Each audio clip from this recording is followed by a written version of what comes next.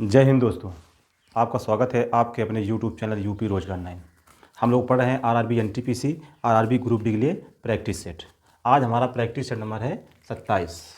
जितने भी रेलवे की RRB NTPC RRB group D के लिए जो परीक्षाओं में महत्वपूर्ण प्रश्न और उपयोगी हैं परीक्षा की दृष्टि से, वो सारे प्रश्न हम लोग इस सीरीज़ में लेके आते हैं। ठीक है, इनमें जितने भी अच्छे प्रश्न हैं वो हम लेके आते हैं। आज हमने पहले कितने 6 प्रश्न लिख रखा है। ठीक है, तो आज की क्लास हम लोग प्रारंभ करते हैं। देखते हैं आज की क्लास का पहला प्रश्न क्या है। एक बस 40 किलोमीटर प्रति घंटा की चाल से चलती है तो गंतव्य स्थान पर 10 मिनट देर से पहुंचती है। यदि वह 60 किलोमीटर प्रति घंटा की चाल से चले तो 5 मिनट देर से पहुंचती है। बस द्वारा आरंभिक स्थान से गंतव्य स्थान के बीच तय की गई दूरी ज्ञात करें। ठीक है, हमें दूरी ज्ञात करना है कि बस कितनी दूरी तय करती है। सबसे पहले जब भी इस प्रकार का प्रश्न आता है, इसमें दूरी ज्ञात की जाती है। दूरी बराबर क्या होता है इसमें, S1 S2 बटे S1 minus S2 into delta T, यानी टाइम का डिफरेंस। ठीक है, देखते हैं S1 S2 क्या है, चाल है। सबसे पहले चाल इसमें क्या दिया हुआ है, पहली चाल कितनी है 40 इंटू 60। अब ये दोनों चालों का डिफरेंस लेना है हमको। 40 और 60 का अंतर कितना आएगा 20 इंटू टाइम का डिफरेंस कितना आ जाएगा दोनों के बीच का। यहाँ भी देर में कितना 5 मिनट देर हो रहा है और इधर दूसरे बार कितना था, यहाँ 10 मिनट लेट हो रहा है। तो दोनों के बीच में गैप कितना आएगा, 5 मिनट का अंतर आएगा। ये किलोमीटर प्रति घंटा में, ये मिनट में, तो इसको घंटा बनाना तो किसे 60 से भाग दे देंगे। ठीक है, अब इसे हल करना है। 60 से ये 60 हमारा कट जाएगा, 20 से काटेंगे 20 दूना 40, 2 गुणते 5 कितना आया 10 किलोमीटर। कितना आंसर आया 10 किलोमीटर आंसर। यही हमारा उत्तर है। तो ऑप्शन नंबर कौन सा हो जाएगा, ऑप्शन नंबर इसका सी आ जाएगा। पहले प्रश्न का उत्तर ऑप्शन नंबर सी। अगला प्रश्न देखते हैं हम लोग, प्रश्न नंबर 2। प्रश्न नंबर 2 में क्या है, मध्यानुपाती हमें ज्ञात करना है। ठीक है, मध्यानुपाती ज्ञात करना है। देखते हैं मध्यानुपाती क्या होता है, ए व बी का मध्यानुपाती क्या होगा, रूट ए बी। क्या होगा, रूट ए बी। तो इन दोनों का मध्यानुपाती क्या होगा, दोनों का गुणनफल कर देंगे। मध्यानुपाती 6 धन 3 रूट 3 इंटू 8 माइनस 4 रूट 3। ये इसका मध्यानुपाती निकालना है। ठीक है, सबसे पहले इसमें क्या कॉमन मिल रहा है, 3 कॉमन ले लेंगे तो कितना, 3 दूना 6, 2 यहाँ से 3 खत्म, कितना है रूट 3 इंटू यहाँ से कितना मिलेगा 4, तो 2 माइनस रूट 3, यहाँ से लगा देंगे रूट। ठीक है, 3 चौको 12 यहाँ लिख लिया। ये क्या लिखा है, ए प्लस बी और ए माइनस बी, ये क्या होता है ए स्क्वायर, यानी 2 का स्क्वायर माइनस रूट 3 का स्क्वायर, कितना आ जाएगा, रूट 3 का स्क्वायर लिख देंगे। ऊपर से कितना रूट 12, ए स्क्वायर 4 आ जाएगा, बी स्क्वायर 3, 4 माइनस 3 कितना आएगा 1 रूट 12, और रूट 12 कितना होता है 2 रूट 3, कितना होता है 2 रूट 3। तो ऑप्शन नंबर हमारा कौन सा सही हो जाएगा, इस प्रश्न का उत्तर ऑप्शन नंबर ए आ जाएगा। ठीक है, अगला प्रश्न हम लोग देखते हैं। प्रश्न संख्या हमारी कौन सी है, 3 नंबर प्रश्न में क्या है, 3 नंबर प्रश्न में क्या है, सरलीकरण का। देखते हैं 2/7 भाग का चिन्ह है, ये पलट जाएगा, किसका गुणक हो जाएगा, तो संख्या पलट जाएगी, क्या होगा 5/4। बाकी संख्या साई लिख देंगे इंटू 7/9 इंटू 9, और फिर से भाग का निशान दिए, कितना हो जाएगा, भाग के जब गुणा करेंगे कितना आ जाएगा 1/5। ठीक है, अब इसे हल करना है। देखते हैं 9 से 9 कट जाएगा, 5 से 5 कट जाएगा, 7 से 7 कटेगा, 2 से काटेंगे कितने बार 4, 2 बार, तो ऊपर बचा 1, नीचे बचा 1/2। 1/2 कोई ऑप्शन है, 1/2 क्या कहते हैं, 0.5। हल करेंगे 0.5 आ जाएगा। तो ऑप्शन नंबर कौन सा आ जाएगा, डी। ऑप्शन नंबर हमारा डी आ जाएगा। अगला प्रश्न हम लोग देखते हैं 4। अगला प्रश्न हमारा है 4। कह रहा एक किताब विक्रेता 12.5% की हानि पर 400 रुपये में एक किताब बेचता है। उसे किताब को कितने रुपए में बेचना होगा ताकि 12.5% का लाभ हो। 12.5% का लाभ होना चाहिए। तो सबसे पहले वस्तु का हमें CP निकालना होगा। क्या निकालना होगा, CP निकालना होगा। ठीक है, देखते हैं 12.5% की हानि होती है। 12.5% का मतलब कितना होता है 1/8, यानी CP 8 रुपये, उसमें एक की हानि हो रही है, एक की हानि। तो SP कितना आएगा, SP आ जाएगा हमारा 7 का मान सवाल में दिया कितना 420, तो 1 यूनिट का मान कितना आएगा 7×42, कितना आया 60 रुपये। तो वस्तु कितने की रहेगी, 8 का मान यानी कितना आया 8×48, 480 रुपये की होगी वस्तु। कितने होगी 480 रुपये की। हमें बेचना कितना है 12.5%। 12.5% मतलब यहाँ तो कितना हान था, अब की बार क्या करना, लाभ चाहिए। तो 12.5% तो 1/8, 8 रुपये की चीज़ हमको CP है, तो उसमें 1 का प्रॉफिट कमाना है, 1 का लाभ कमाना, कितने 9 रुपये में बेचना होगा, यानी इसको 9/8 में बेचना होगा। ठीक है, हल कर लेंगे इसे। 8×48 इंटू 9 कितना आएगा, अच्छा 54, 5 और 4 कितना आया 540 रुपये SP, यानी 12.5% का लाभ कमाना है तो 480 रुपये की चीज़ हमें कितने बेचनी होगी? 540 रुपये की। ठीक है, तभी जाकर हमें 12.5% का लाभ प्राप्त हो जाएगा। ठीक है, अगला प्रश्न देखते हैं हम लोग, प्रश्न नंबर 5। प्रश्न नंबर 5 में क्या है? साइन 1920 अंश का मान ज्ञात करना का मान। ठीक है, जब भी इस प्रकार का प्रश्न आता है तो हम लोग इसको तोड़ लेते हैं 0 और 180 इंटू। ठीक है, इसमें हम लोग तोड़ लेते हैं। सबसे पहले देखते हैं ये चतुर्थांश है। ठीक है, क्योंकि 180 में चतुर्थांश में साइन कास टैन काट जो होता है वो वही बना रहता है, वो चेंज नहीं होता है, ये हमें ध्यान देना। इसलिए इसको 180 तोड़ देते हैं। इसे लिख सकते हैं साइन 180 इंटू 10, ये कितना हो जाएगा? 1800। बचा कितना? 120। कितना बचा? 120। अब साइन 180 प्लस थीटा कुछ भी हो तो नहीं चेंज होता है रेशियो, तो साइन 120 आ जाएगा।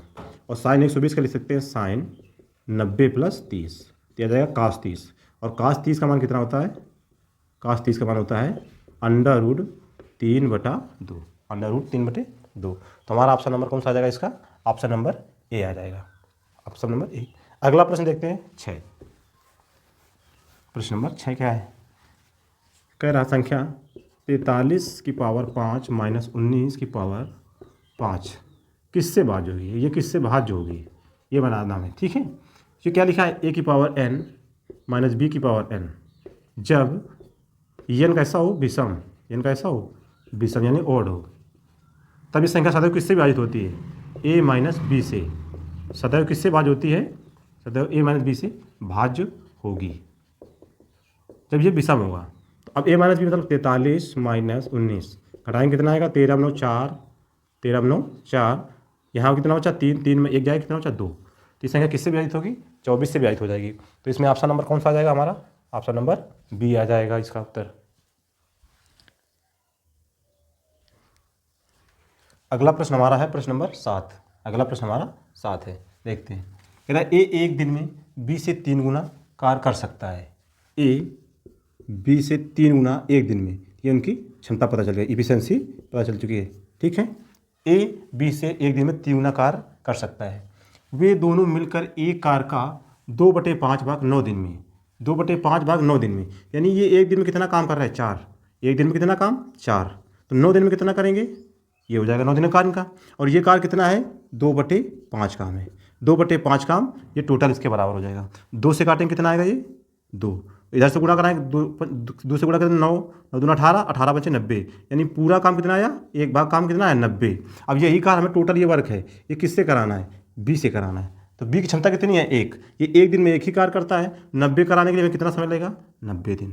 कितने दिन समय लगेगा? 90 दिन का हमारा समय लगेगा। तो इसका आंसर कौन सा आ जाएगा? ऑप्शन नंबर बी आ जाएगा। ठीक है, ऑप्शन नंबर बी आ जाएगा। अगला प्रश्न देखते हैं हम लोग, प्रश्न नंबर 8। प्रश्न नंबर 8 हमारा क्या है? देखते हैं।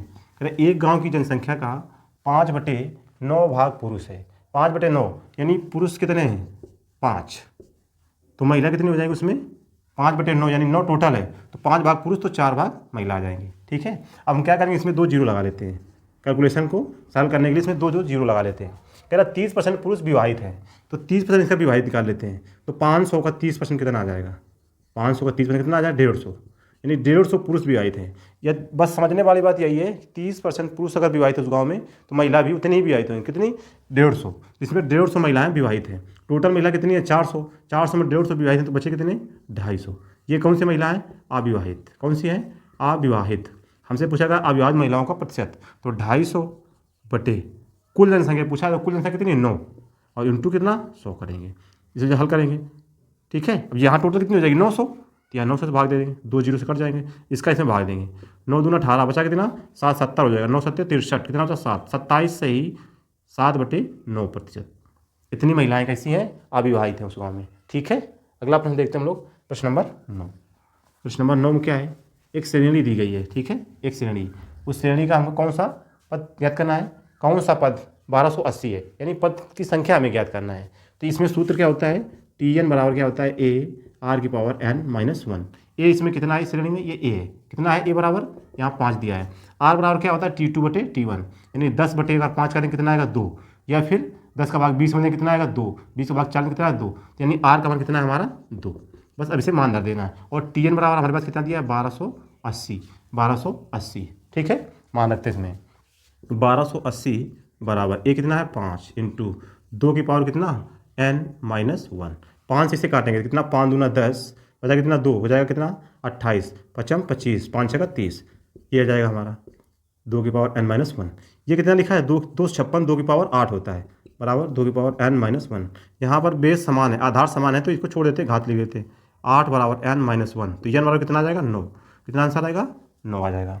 9 नंबर प्रश्न में हमारा आंसर 9 आ जाएगा, ऑप्शन नंबर डी आ जाएगा, ऑप्शन नंबर डी आ जाएगा।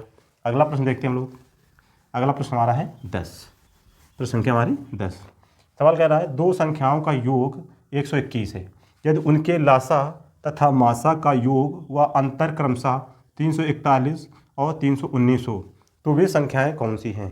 ठीक है, इस प्रश्न हल करने के लिए एक ट्रिक देखते हैं, बताते हैं हम ट्रिक देखते हैं इसकी ट्रिक। ठीक है, ट्रिक क्या है, जब 20 प्रकार का प्रश्न आए तो हमें जितनी भी संख्या दी गई हैं, संख्याओं का योग, संख्याओं का योग, लासा तथा मासा का योग और लासा तथा मासा का अंतर, इन सभी का जो मासा होगा, इन सभी का जो मासा होगा HCF होगा, वही दोनों संख्याओं का भी मासा होगा, वही दोनों संख्याओं का भी मासा होगा।